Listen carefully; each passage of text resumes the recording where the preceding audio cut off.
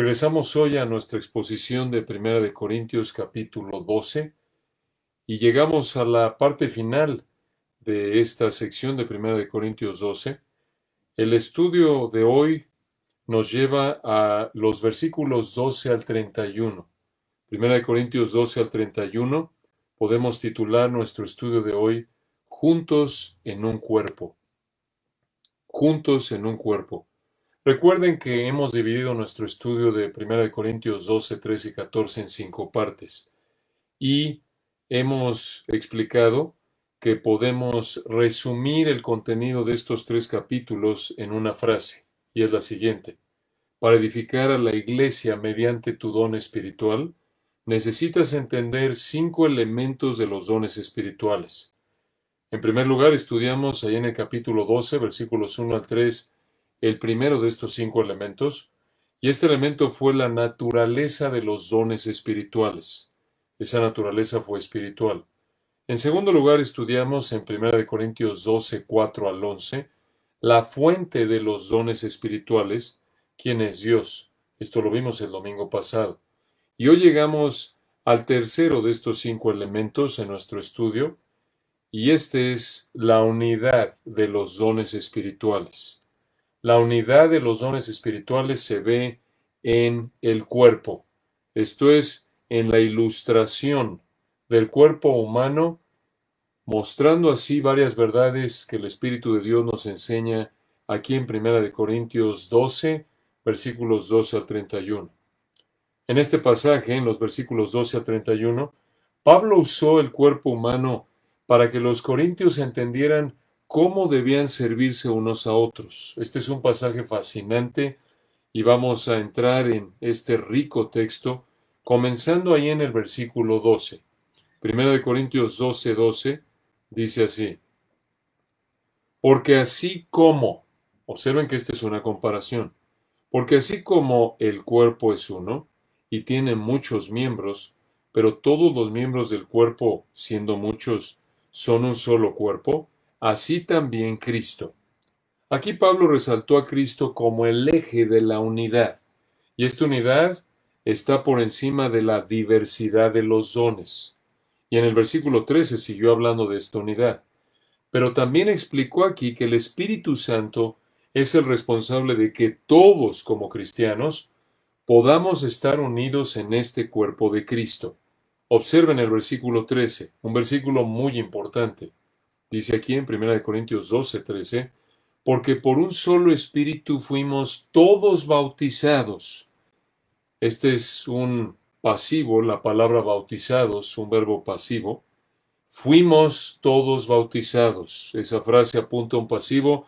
Esto apunta a que alguien nos bautizó.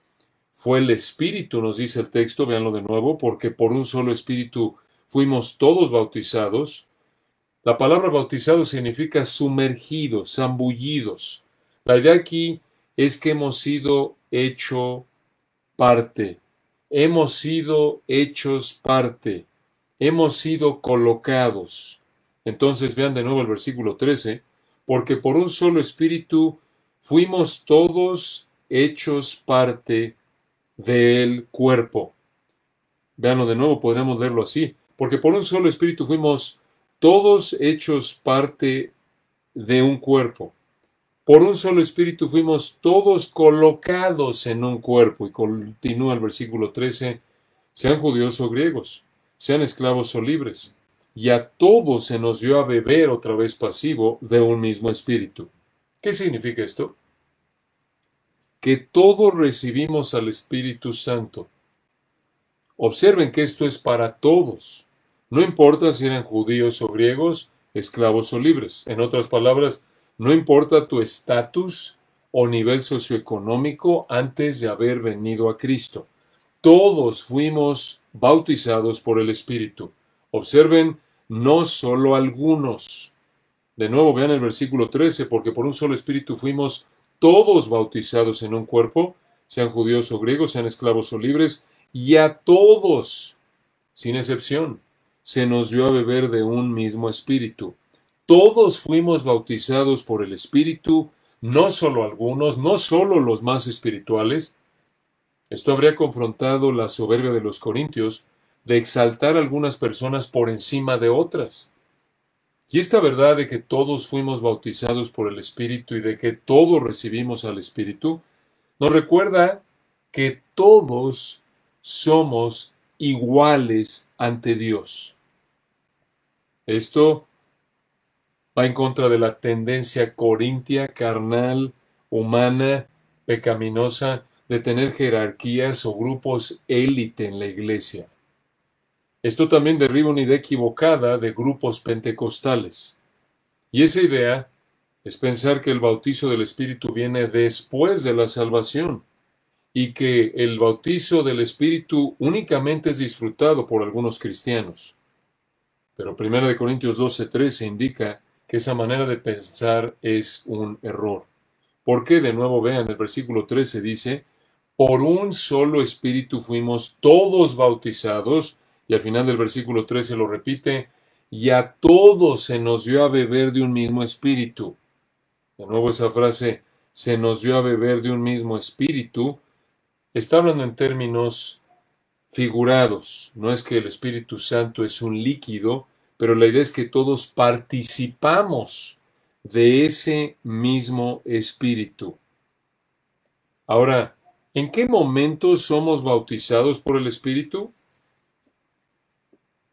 ¿Y en qué momento el Espíritu nos es dado a todos?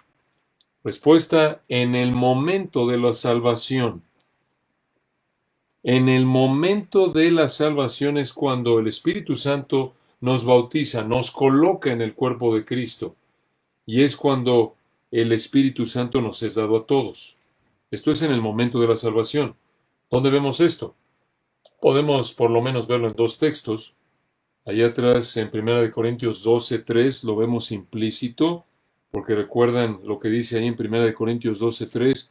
Por tanto, os hago saber que nadie que hable por el Espíritu de Dios llama anatema a Jesús, y escuchen esto, y nadie puede llamar a Jesús Señor, sino por el Espíritu Santo.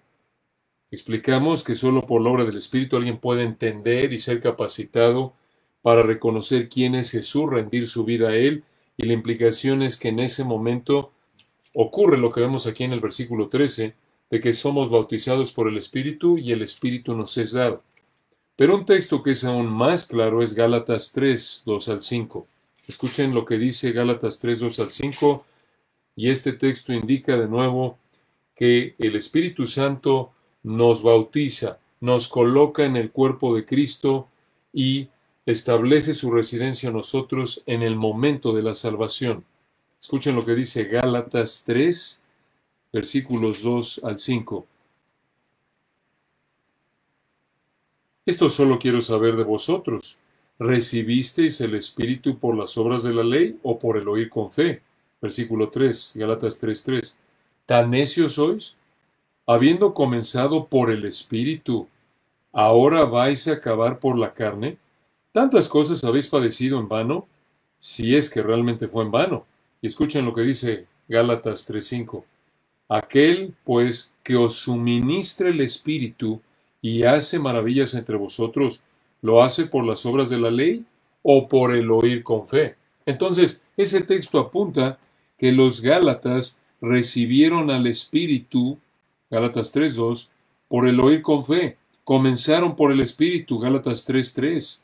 Y la idea de nuevo es que el Espíritu, Gálatas 3:5, les fue suministrado en el momento de la salvación, y fue en ese momento entonces que los corintios, los gálatas y todo cristiano a lo largo de la historia de la iglesia es bautizado por el Espíritu, recibe al Espíritu en el momento de la salvación.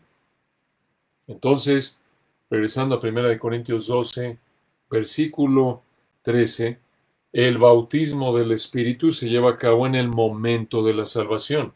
Y observen que el texto no indica que tenemos que buscarlo, ni que debemos esperar algún tipo de experiencia o sentimientos especiales. No es que oyes el Evangelio, crees y dices, ya, siento que he sido bautizado por el Espíritu Santo. No, esto no es algo que busques, esto no es algo que debe llevarte a esperar algún tipo de experiencia o sentimientos especiales, simplemente es una realidad, como lo indica 1 Corintios 12:13. Y observen ahora, continúa aquí el Espíritu Santo a través de Pablo, explicando cómo los corintios y todo cristiano somos un cuerpo. Aquí en 1 Corintios 12:14. Además, el cuerpo no es un solo miembro, sino muchos. Para que el cuerpo funcione, todos los miembros del cuerpo deben cumplir con su función, es la idea.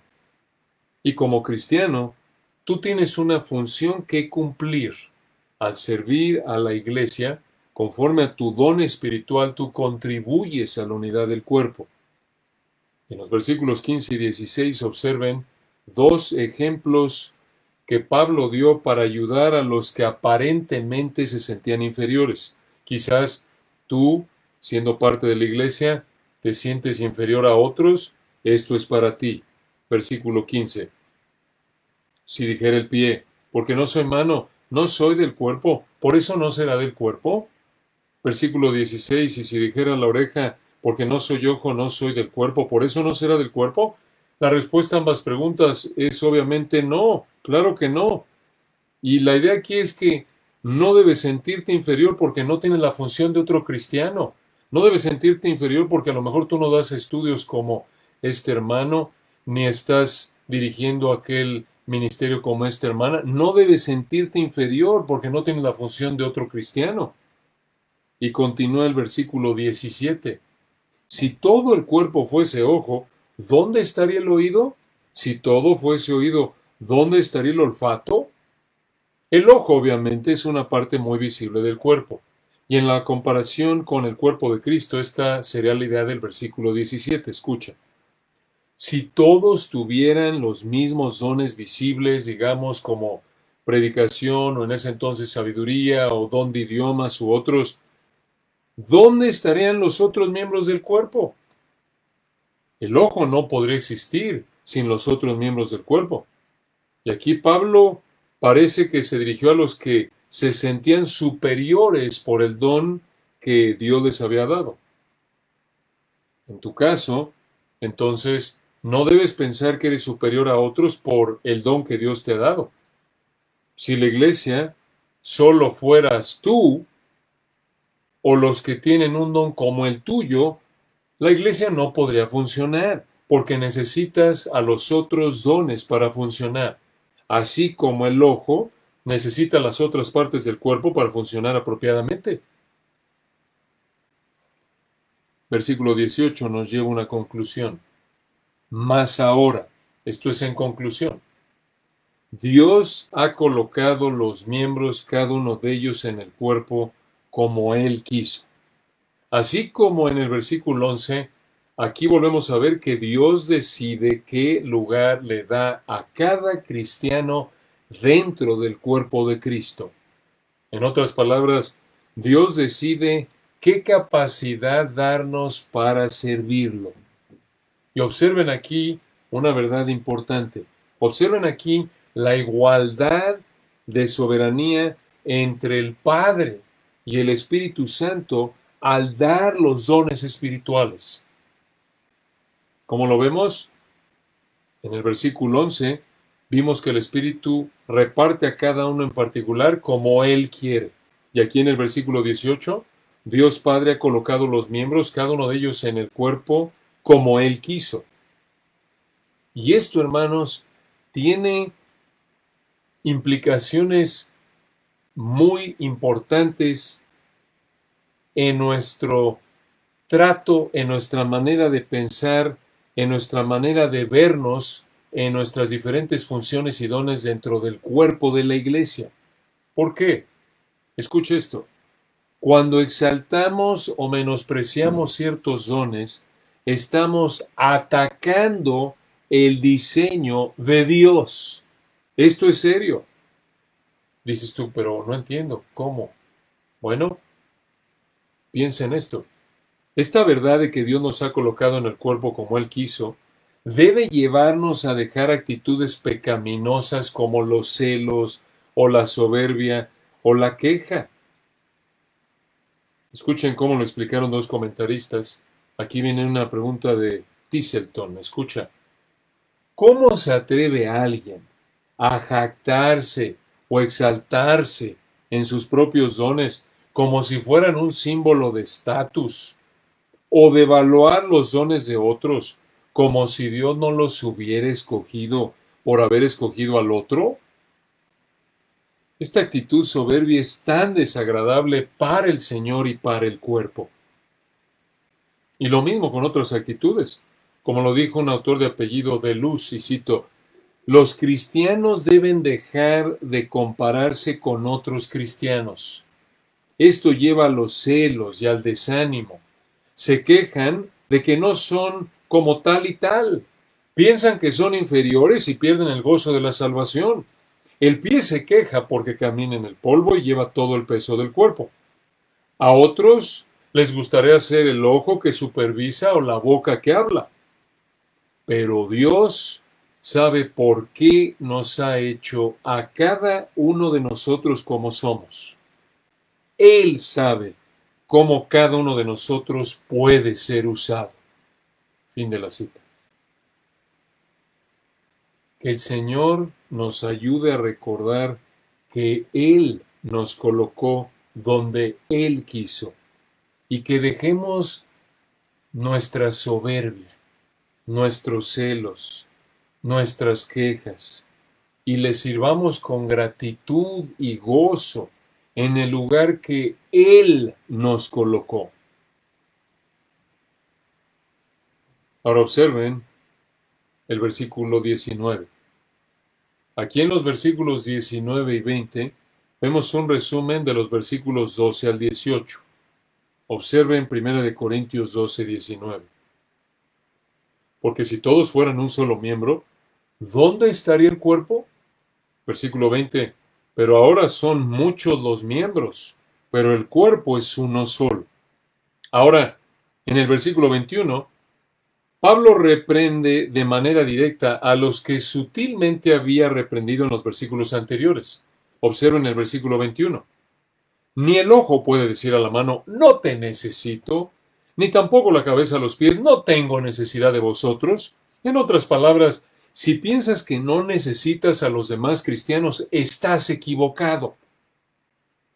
Eso muestra una actitud pecaminosa de soberbia, de superioridad, de autosuficiencia. Y observen la corrección, esta manera de pensar autosuficiente, pecaminosa en el versículo 22. Antes bien, los miembros del cuerpo que parecen más débiles son los más necesarios.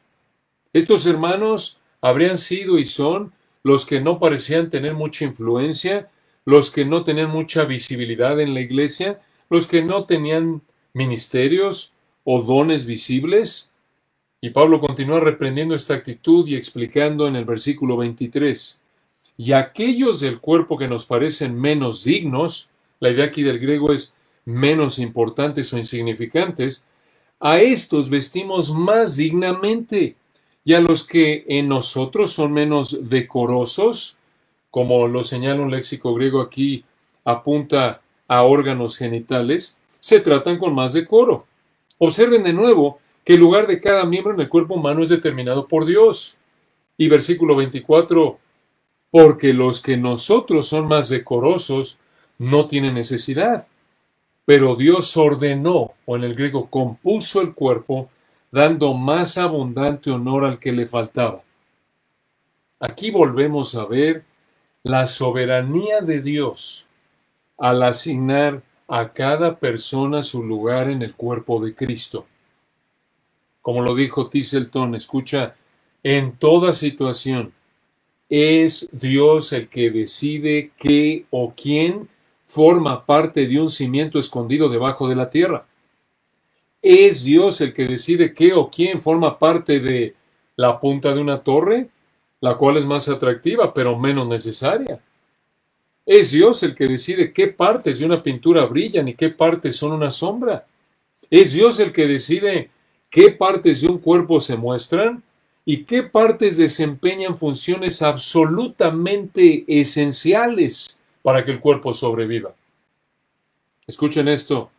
Ninguna función ni mezcla de las partes está fuera de la decisión soberana de Dios. ¡Qué verdad tan importante! Observen en el versículo 25, ¿para qué compuso Dios el cuerpo dando más abundante honor al que le faltaba?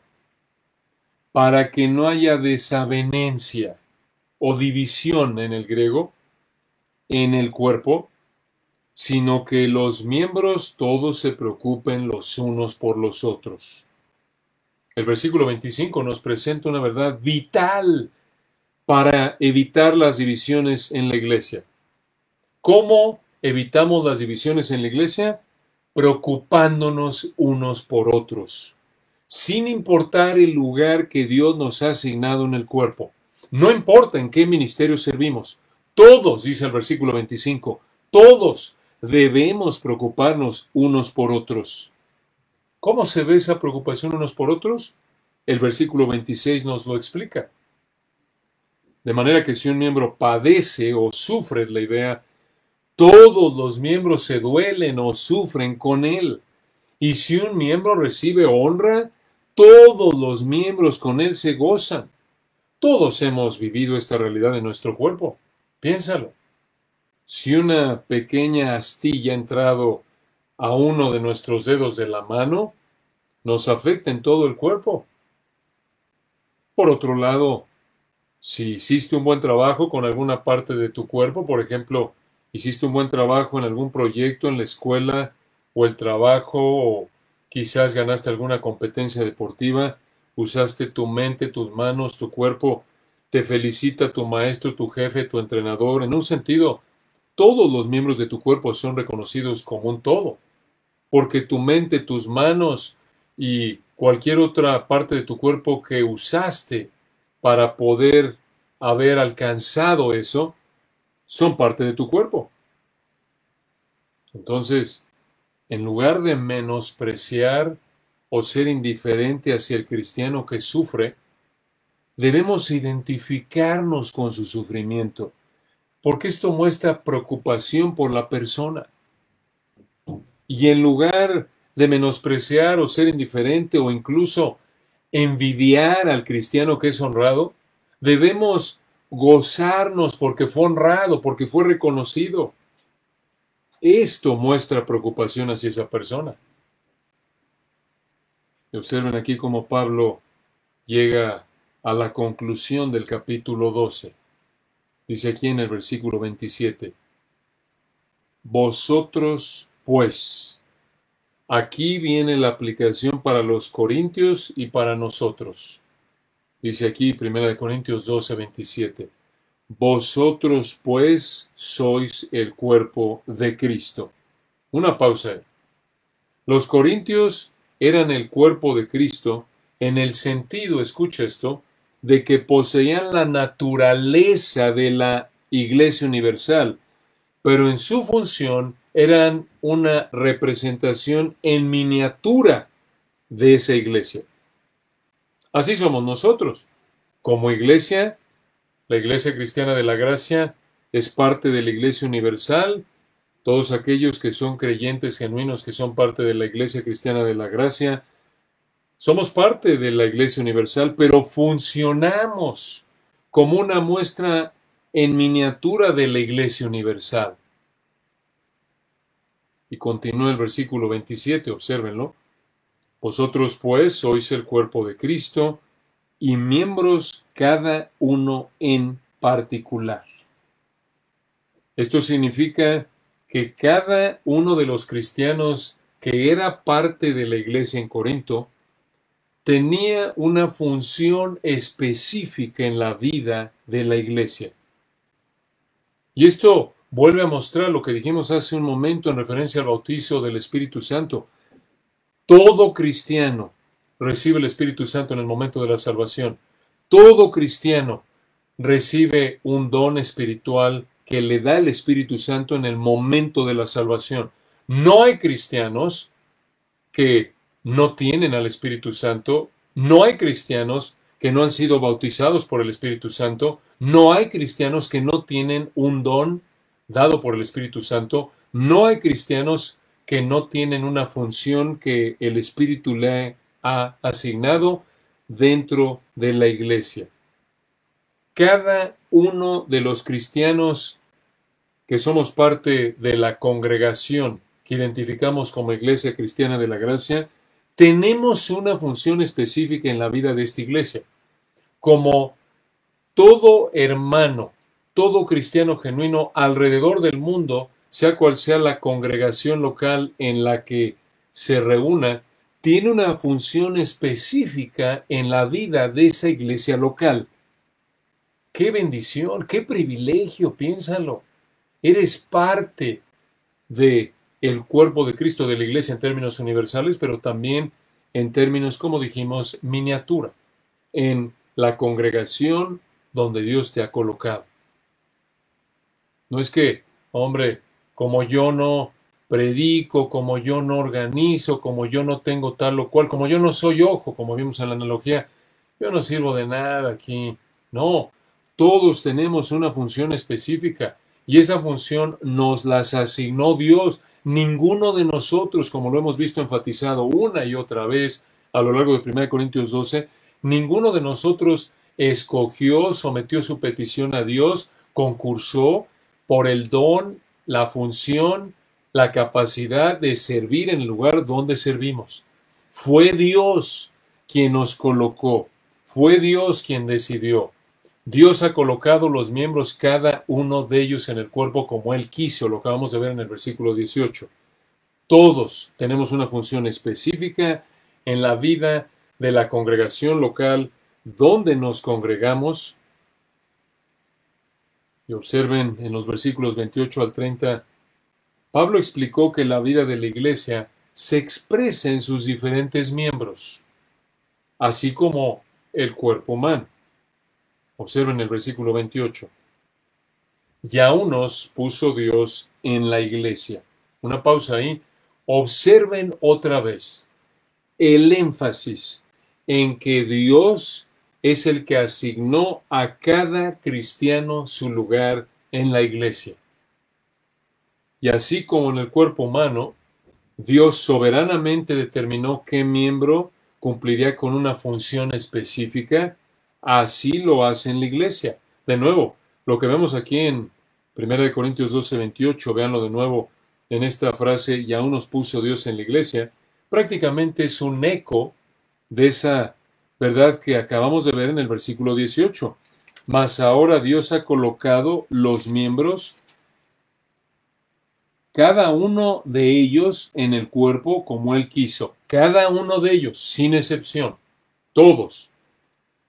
Estamos en el lugar en el que estamos porque Dios nos colocó ahí. Y aquí en el versículo 28, regresen ahí, observen de nuevo la frase, y aún nos puso Dios en la iglesia. Esta palabra puso, en griego está en voz media. Esto significa, escucha, que Dios hace esto para sus propios propósitos. Dios cumple sus propósitos sabios, perfectos, soberanos, al colocarnos a cada uno de nosotros en el lugar en el que estamos. No es accidente. Jamás es accidente. Esto es parte del plan soberano, eterno, perfecto de Dios. No es que un hermano está sirviendo, tiene un don y Dios lo ve y dice, ay, se me fue este hombre, ¿cómo le di este don a este? ¿Cómo es posible? No, se me fue. Bueno, pero pues ya, ¿qué voy a hacer? Ya se lo di, ya no puedo retraerme de esa función que le di. No, no, no. Cada uno tiene una función específica en el plan soberano, eterno, perfecto de Dios. Esto implica, de nuevo, que ningún ser humano tiene parte alguna en escoger los dones que Dios le da. Ningún cristiano, escucha, ningún cristiano tiene parte alguna en escoger los dones que Dios le da. Esto va en contra de la idea que algunos hermanos muchas veces tienen de que le piden a Dios en oración que les dé algún don específico. No puedes hacer eso. El texto lo enfatiza una y otra vez. Aún nos puso Dios en la iglesia, versículo 28. Dios ha colocado los miembros, cada uno de ellos, en el cuerpo como Él quiso, versículo 18. No puedes acudir a Dios en oración y decir, Señor, me encantaría ser predicador, me encantaría tener el don de misericordia, dámelo, por favor. Me encantaría que me dieras el don de fe, dámelo, por favor. Me encantaría que me dieras el don de administración, dámelo, Señor. No, ningún ser humano tiene parte alguna en escoger el don que Dios le da. Y observen de nuevo el versículo 28. Dice aquí, y aún nos puso Dios en la iglesia primeramente apóstoles. Detengámonos ahí. Esto indica que la palabra iglesia aquí hay una verdad muy importante. Esto indica que la palabra iglesia aquí en el versículo 28 se refiere a la iglesia universal, no a la iglesia local. ¿Saben por qué? Porque no había apóstoles en toda iglesia local. Y aquí en 1 Corintios 12, 28, cuando dice primeramente apóstoles, se refiere a los 12 apóstoles. Y hermanos, esto nos lleva de regreso a una implicación importante, porque acabamos de decir que la palabra puso en el versículo 28 apunta a que Dios coloca, le asigna de manera soberana a cada miembro su función conforme a su propio propósito. Y observa, ese propósito no solo tiene que ver con la iglesia local donde el individuo sirve, sino también en relación con la iglesia universal. Esto es fabuloso, porque dice el versículo 28, y aún nos puso Dios en la iglesia universal. ¿Por qué decimos que aquí es iglesia universal? Porque dice en el 28 primeramente apóstoles. Obviamente no había un apóstol en cada iglesia. No. Habían solo 12 y no podían haber un apóstol por iglesia. No había apóstoles en toda iglesia local. En esa época, cuando Pablo escribió 1 Corintios, en la época apostólica, no había apóstoles en toda iglesia local. Pero observen la siguiente frase del versículo 28. Y aún nos puso Dios en la iglesia primeramente apóstoles. Vamos a detenernos aquí otra vez. Vamos a explicar los versículos 28 al 31 a detalle, frase por frase, porque lo que encontramos aquí es algo muy importante. En algunas partes del capítulo 12, como lo vimos, no tuvimos que detenernos tanto porque era bastante claro lo que dijo ahí el Espíritu Santo al comparar a la iglesia con el cuerpo humano. Pero aquí hay algunos detalles que debemos entender y debemos reducir la velocidad aquí para entenderlos. Observen de nuevo entonces el versículo 28. Y aún nos puso Dios en la iglesia primeramente apóstoles. ¿Por qué dijo esto Pablo? Por lo que vemos en el resto del capítulo 12, Pablo aquí decidió, guiado por el Espíritu Santo, decidió presentar estos dones en orden de rango, en orden de importancia. ¿Por qué dice aquí que los apóstoles son los primeros? ¿Por qué dice aquí el versículo 28, y aún nos puso Dios en la iglesia primeramente apóstoles? ¿Por qué son los apóstoles los primeros? Porque Dios decidió que ellos fueran los que tuvieran, escuche esto, la función primordial de establecer el Nuevo Testamento. Dios decidió que ellos tuvieran la función primordial de establecer el Nuevo Testamento. ¿Dónde vemos eso? En Efesios 2:20. Escucha lo que dice Efesios 2, versículo 20. Edificados sobre el fundamento de los apóstoles y profetas, siendo la principal piedra del ángulo Jesucristo mismo. Esto también, escucha, explica la preeminencia de los dones de apostolado, profecía y enseñanza por encima de los demás, como lo vemos en este texto. Ahora, aunque ya lo dijimos, ya lo explicamos de manera breve, seamos un poco más específicos. ¿Quiénes fueron los apóstoles aquí de 1 Corintios 12, 28? ¿Quiénes fueron estos? Vean de nuevo el texto de quien dijo Dios aquí, y aún nos puso Dios en la iglesia primeramente apóstoles. ¿Quiénes son estos apóstoles? Estos fueron los apóstoles, esos hombres que el Señor escogió para que lo hubieran visto resucitado. Los apóstoles, los 12 apóstoles, vieron al Señor resucitado, lo vemos en Hechos 1:8, en Hechos 1:21 al 23, y fueron designados personalmente por Él, o estuvieron involucrados en el ministerio del Señor en la tierra. Ya dijimos que ellos establecieron el cimiento de la iglesia, el cual es el Nuevo Testamento, lo vemos en Efesios 2:20, y esto apunta al hecho de que, por implicación, ellos habrían tenido los dones de palabra, de sabiduría, de ciencia o de conocimiento, como lo explicamos la semana pasada en 1 Corintios 12:8. Ahora, los apóstoles, además de guiar la primera iglesia, ejercieron autoridad sobre la iglesia en general, en lugar de ejercer autoridad únicamente sobre una congregación local. Así fue en la época apostólica.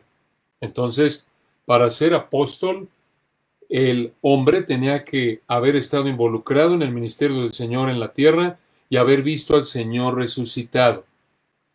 Claro que la excepción ahí es Pablo, no estuvo involucrado en el ministerio del Señor en la tierra, pero sí fue designado, llamado por el Señor de manera personal y vio al Señor porque el Señor se le apareció a Pablo en Hechos 9 y en otras ocasiones a lo largo del libro de los Hechos, y Pablo también vio al Señor resucitado.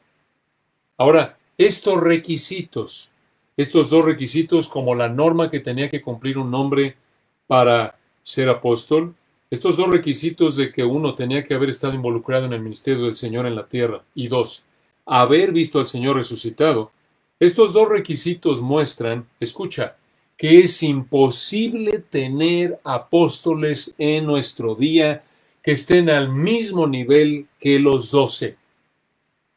Esto también muestra que no existe la idea de sucesión apostólica, como lo enseña el catolicismo romano, de que el sucesor de Pedro es el papa tal y tal y tal, y así a lo largo de la historia los diferentes papas. Esto significa que el Nuevo Testamento no enseña que después de que murieron los 12, fueron reemplazados por otros 12 y así sucesivamente hasta nuestro día. Simplemente para que lo tengan en mente, hay dos referencias en el Nuevo Testamento que indican que no existe la sucesión apostólica. Uno, Hechos 12:2, cuando Jacobo el apóstol murió, no fue reemplazado. Hechos 12:2. Y número 2, Apocalipsis 21:14. Ahí en Apocalipsis 21:14 dice que el muro de la ciudad tenía 12 cimientos y sobre ellos, escucha, los 12 nombres de los 12 apóstoles del Cordero.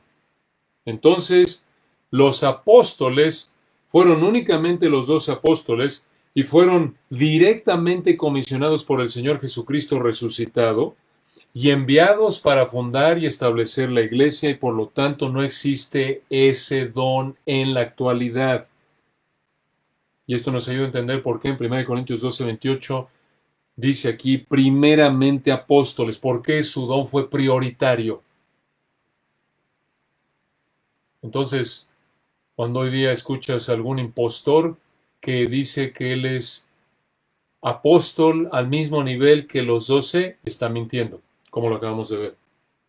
Ahora regresemos al versículo 28. Dice aquí en 1 Corintios 12:28, luego profetas. Y explicamos este don en el versículo 10. Y continúa en el 28. Lo tercero, maestros. Esta es la primera vez aquí en 1 Corintios 12 que aparece el don de maestro. Los maestros tienen obviamente el don de enseñanza. Ese don es permanente, está vigente en nuestra época. Y ese don consiste en la capacidad que el Espíritu Santo da a un creyente para entender la palabra de Dios, para explicársela a otros creyentes con el propósito de edificarlos. Y explicamos los siguientes dos dones aquí en el versículo 28 y por qué creemos que no existen en nuestra época. Observen el versículo 28, dice, luego los que hacen milagros, después los que sanan, y aquí viene otro don, los que ayudan. Esta es la primera vez que vemos este don en 1 Corintios 12. El don de ayuda se refiere a la capacidad de ayudar de manera sacrificada a otros cristianos. Podría ser, por ejemplo, hermanos enfermos, viudas, etcétera, como varios de ustedes lo tienen en la iglesia, así como el don de maestro lo tienen varios de ustedes enseñando en la escuela dominical para niños, jóvenes, dando un estudio. También el don de ayuda se ven como, por ejemplo, están sirviéndose unos a otros. Todos, claro, tenemos que servirnos. Hay un sentido general también en el que todos nos enseñamos, Colosenses 3:16, pero hay un sentido particular en el que Dios capacita a un cristiano para ser maestro. Lo vemos aquí en el versículo 28, es un don espiritual. También cómo Dios capacita a un cristiano para ayudar, lo vemos aquí. Este don del versículo 28 de ayuda, los que ayudan, también lo vemos en Romanos 12:8 con el nombre de misericordia. Este don está vigente y se concentra primordialmente en necesidades externas. Observen otro don que está vigente en nuestra época, versículo 28. Los que administran. El don de administración también lo vemos en Romanos 12:8, traducido preside. Esta es la capacidad de liderar, de administrar. De nuevo, este don está vigente.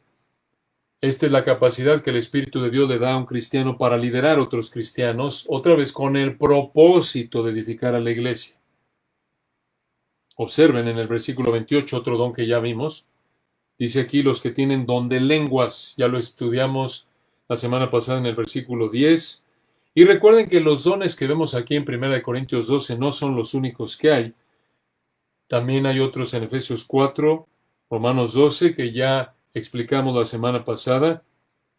Y esto nos lleva a preguntar, ¿por qué no incluyó aquí el Espíritu Santo todos los dones?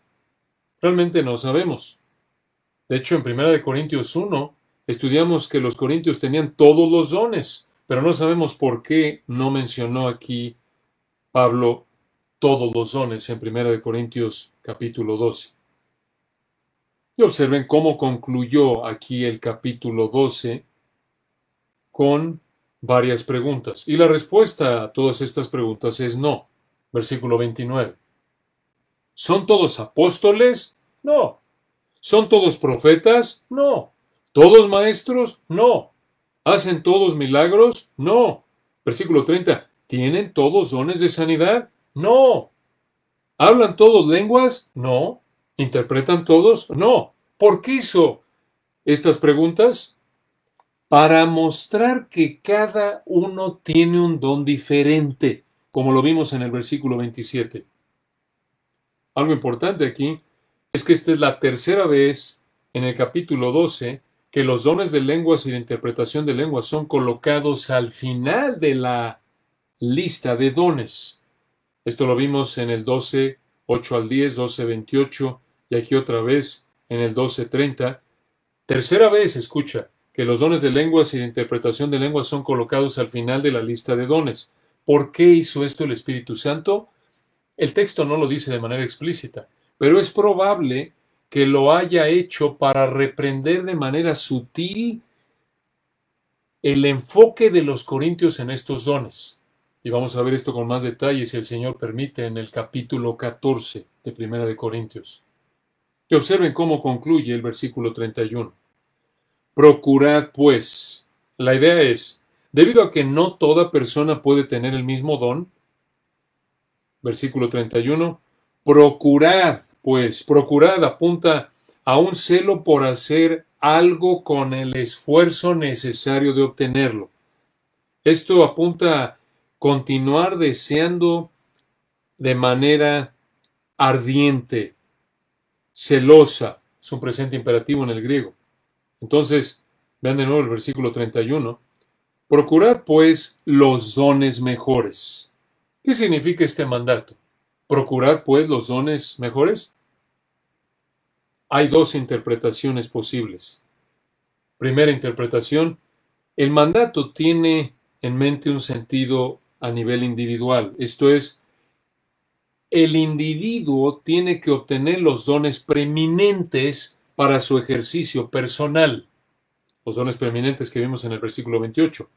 Ahora, este sería un sentido más natural de entender el mandato, pero el problema con esta interpretación es que va en contra del énfasis del contexto, porque ya dijimos que tú no puedes buscar un don a tu gusto. Dios es el que te lo asigna a su discreción soberana. Hay una segunda interpretación y creemos que esta es la correcta. Escucha. Este mandato del versículo 31 de procurad pues los dones mejores no tiene un sentido individual como lo dice la primera interpretación, sino que tiene un sentido colectivo. ¿Qué significa esto? Que la congregación debe desear tener los dones preeminentes del versículo 28 añadidos a su congregación local. ¿Cómo pasa esto? Bueno, esto se lleva a cabo o mediante nuevos creyentes que se añaden a la iglesia local o mediante creyentes en la iglesia que descubren que poseen esos dones. ¿Por qué decimos esto? Por dos razones que ya explicamos y que vemos en el contexto. En primer lugar, esta interpretación está en línea con el principio de la distribución soberana de Dios de los dones. Ya lo vimos en el versículo 11, 18, 28. Y en segundo lugar, esta interpretación está en línea, escucha, con la prioridad del amor que busca el beneficio de otros, del cuerpo entero, en lugar de buscar el beneficio del individuo a nivel personal. Y esto lo vamos a ver a continuación, al final del versículo 31 y prácticamente en todo el capítulo 13. De hecho, observen cómo concluye el versículo 31. Mas yo os muestro un camino aún más excelente. ¿Cuál es ese camino más excelente? ¿Cuál es ese camino? La idea es, ¿cuál es esa búsqueda que es superior a buscar los dones mejores? El capítulo 13. ¿De qué habla el capítulo 13? Del amor, como lo veremos la próxima semana si el Señor quiere. Oremos. Padre, te damos la gloria en esta mañana por este hermoso capítulo. Bendecimos tu nombre, tú eres el soberano que decide qué función tiene cada persona en tu cuerpo.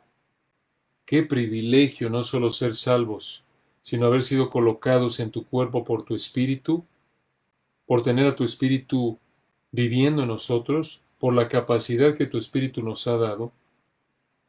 Que estas verdades nos lleven a servir con gozo, sin compararnos con otros, sin tener actitudes pecaminosas de comparar cómo te servimos en la iglesia en relación a otros, que no tengamos actitudes pecaminosas de estarnos comparando, menospreciando a otros, envidiando a otros, deseando un don que no nos has dado, o menospreciando a alguien que no tiene el don que nos has dado. Perdónanos, Señor, por hacer esto, si lo hemos hecho y no lo hemos confesado. Perdónanos, Señor, que tengamos una actitud humilde de sumisión, sirviéndonos, buscando el bienestar de otros conforme a lo mejor de nuestra capacidad, entendiendo que esa capacidad es por tu gracia, para tu gloria, y con gratitud porque tú eres el que nos ha asignado el lugar que tenemos en tu cuerpo. Te damos la gloria a través del Señor Jesucristo. Amén. Que el Señor los bendiga, hermanos queridos. Nos vemos el próximo domingo, si el Señor quiere.